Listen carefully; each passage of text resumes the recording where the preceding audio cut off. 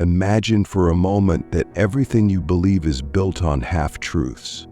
What if the foundations of your knowledge and the rules you cling to are only shadows hiding something far more profound and unsettling?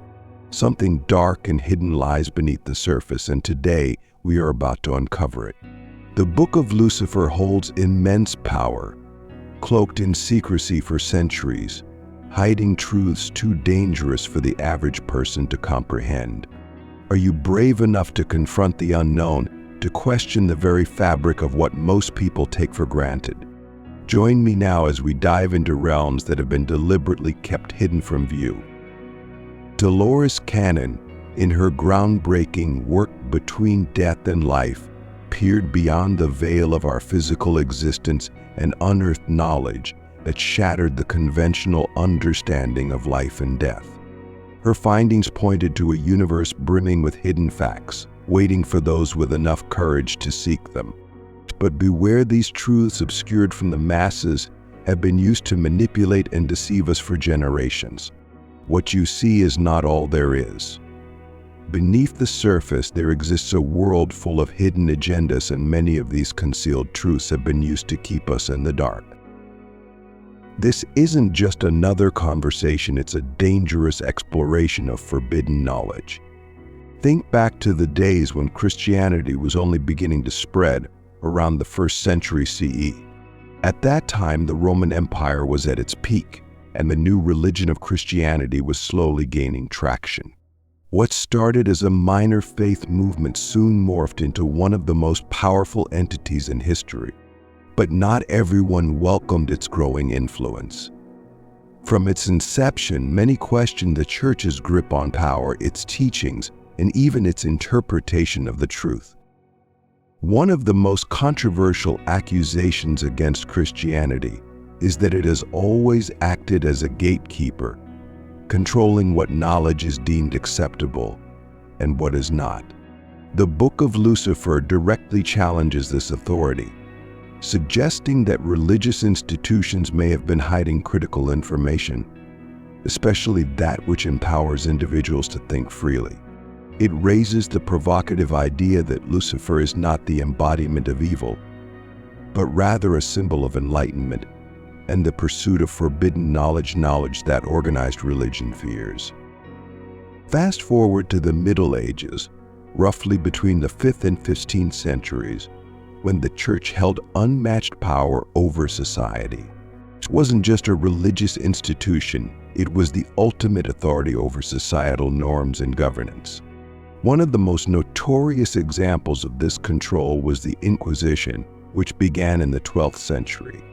This effort sought to extinguish any belief that went against the Church's teachings, branding them as heresy.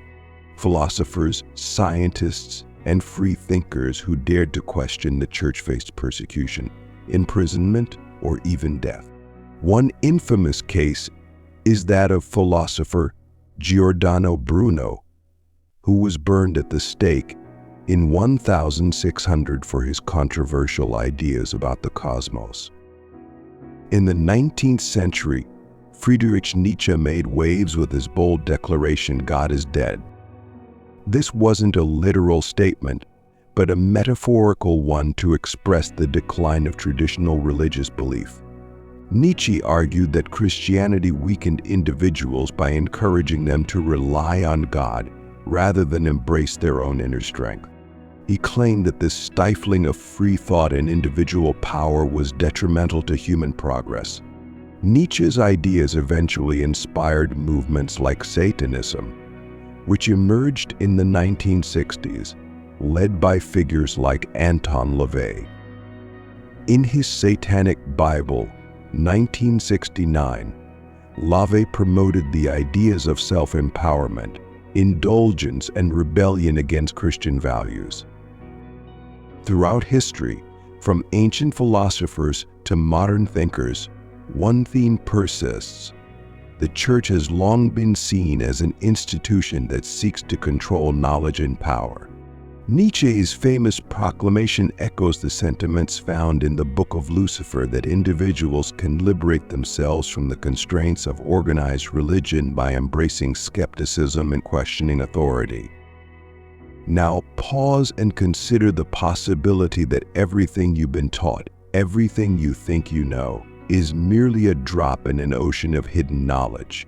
What if there are truths that could completely alter your perception of yourself, the world, and the universe? Beneath the surface lies a reality filled with forbidden insights, ready for those daring enough to search for them.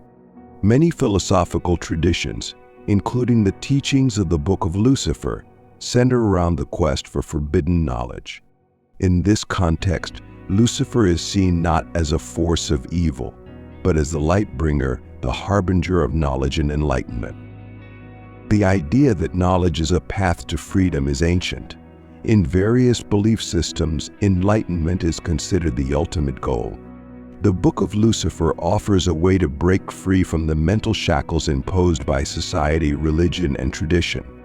But to do so, one must first learn to question everything, especially the so-called absolute truths we are taught to accept without doubt.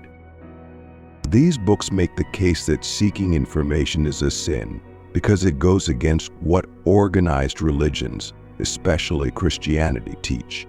God is dead wasn't just a statement against faith. It was also a call for people to find their own meaning in life. There's no need for organizations or traditional beliefs to tell us what's right. We should be brave enough to make our own way. This idea of self-determined information is very similar to Lucifer's idea of becoming enlightened by rebelling and finding out things about yourself. You can't really become wise through trust. You have to doubt things. When we question everything we've been told, we can really understand. Anton LaVey also talks about doubt and wonder as important tools for personal growth in the Satanic Bible. He said that the world's biggest religions, like Christianity, try to stop people from questioning because it makes them look weak. Luciferianism and Satanism, on the other hand, tell people to ask tough questions, explore the unknown, and question the status quo. But let's be clear. The way to enlightenment is not simple.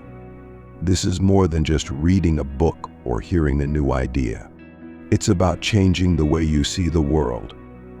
It means being ready to face hard facts, admitting that what you thought you knew might not be true, and keeping going in the search for more knowledge. One example is the thought that Lucifer is both a figure of rebellion and a figure of knowledge.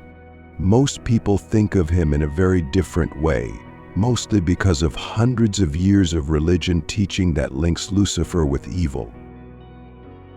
Luciferians, on the other hand, think this is a mistake. From this point of view, Lucifer's fall wasn't a sin, but a brave fight for freedom, information, and personal choice. In a lot of ways, this is like the philosophical trip we can all go on. We're on the same path when we question deeply held views, whether they are about religion, society, or ourselves. This gives us the kind of insight that lets us see more deeply into things and understand them better. In the end, the search for enlightenment is about freedom. Freedom from the chains of dogma, custom, and fear. And you need to understand that you can change how you see the world, and that learning new things doesn't just change you. It changes you by changing yourself. When you're trying to understand something, doubt can be much more helpful than confidence. A lot of teachings, especially religious ones, tell people to believe everything they are told and accept it without question. But this philosophy says that doubt is something to welcome, not something to fear. In this way, being skeptical means questioning everything, even the most important ideas. According to the Book of Lucifer, to reach real enlightenment, one must not only question prevailing beliefs and look for personal answers, but also challenge them. Asking questions is a way to rebel against society, faith, or even your own beliefs. It frees the mind from their restrictions. For hundreds of years, many groups, especially religious ones, have seen uncertainty as harmful. From the early church to the Inquisition, people who didn't agree with government beliefs were punished harshly and were often called heretics or blasphemers. Nietzsche's writings from the 1800s didn't just criticize religion. They also called into question the very basis of human thinking and morality. He noticed that people who didn't question ideas ran the risk of living in a mental prison where forces they couldn't understand controlled their thinking. Skepticism isn't just a negative view of faith, though. It can be used in every part of life. Being skeptical about the world helps us see how much our ideas, which might not hold up under close examination, shape our reality. When you doubt or question something, you open the door to new options and ways of seeing the world. Many of history's most important findings were made by people who were brave enough to question what everyone else thought. Galileo didn't believe that the earth was the center of the world, even though the powerful religious leaders of his time were against him. Charles Darwin questioned the long-held view of creation and came up with the idea of evolution, which changed the way we think about biology. In politics, philosophy, science, and every field, progress often comes from people who are brave enough to question the way things are. It's also important for mental growth to have doubt and skepticism. You start to learn more about yourself when you question your own beliefs, ideals, and assumptions. When you start to see beyond what you've always thought to be true, this is when real change happens. You don't have to reject everything you've learned. You just have to look at it critically to find your own way to understand. One of the best things about doubt is that it makes you think for yourself. When you question something, you don't trust other people to tell you what's right or wrong. Instead, you look for your own answers. This way of thinking is very important if you want to break free from any kind of rule, whether it's social, religious, or even self-imposed. When you question everything, you give yourself the power to create your own set of beliefs. Skepticism and doubt are not things that get in the way. They are the tools that help you get more freedom and information. You are pushed to think more deeply, to reject easy answers, and to keep looking for the truth. If you've liked this journey or if it's given you some new ideas and questions, you can show your support by clicking the super thanks button below. With your help, I can make more content like this that makes people think, and every contribution helps keep these talks going. In the pursuit of knowledge, there is no straight path, no easy journey that will take you directly to the truth. Both Nietzsche's philosophy and the Book of Lucifer emphasize one critical lesson. True enlightenment is not found by simply believing what you're told. Instead, it comes from questioning the narratives that have shaped your understanding of the world and having the courage to seek out answers where others may fear to go. For centuries, people have been taught not to question authority, to stay steadfast in their faith, and to accept without hesitation what is handed down as the absolute truth. But yet both ancient and modern thinkers have discovered the secret that lies at the heart of true understanding. Doubt is not an obstacle to knowledge. It is the very tool that opens the doors to it. Doubt and skepticism allow us to break free from the limitations of ignorance and begin to see the world as it truly is. Through questioning, we can challenge the structures that have kept our minds confined and expand our horizons. And if we look at Lucifer's story from a different perspective, it isn't just about rebellion against good, but about seeking freedom and uncovering hidden knowledge. In many ways, Lucifer represents the courage to question what seems fixed and unchangeable, to resist institutions that try to control thought, and to pursue the deeper truths of existence, life, and our role in the universe. This interpretation of Lucifer mirrors the philosophical journey that many people experience when they begin to question long-held beliefs. It's not about rejecting all ideas, but about bravely exploring and rethinking them. Nietzsche's famous declaration, "God is dead," wasn't a call for despair. it was a challenge. He was telling people that with the decline of traditional religious beliefs, it was now up to each of us youths to take responsibility for our own lives. We must create our own values, meanings, and purposes. In the same vein, Anton LaVey's satanic philosophy encourages individuals to take control of their own destiny.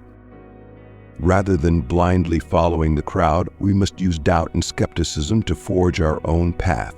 But achieving real knowledge isn't easy. It requires constant exploration and a willingness to question everything. To gain true enlightenment, we must continually ask hard questions, be open to new perspectives, and never stop challenging the status quo. It is through doubt and questioning that we uncover new layers of truth, allowing us to think freely and independently. The truth is out there, waiting to be found, so never stop seeking, never stop questioning, and never stop searching for the knowledge that will set you free. Thank you for joining me on this journey of discovery and enlightenment.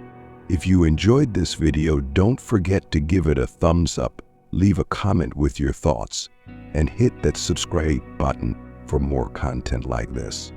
We always appreciate your support and feedback. Stay tuned for more exciting and thought-provoking videos. See you in the next one.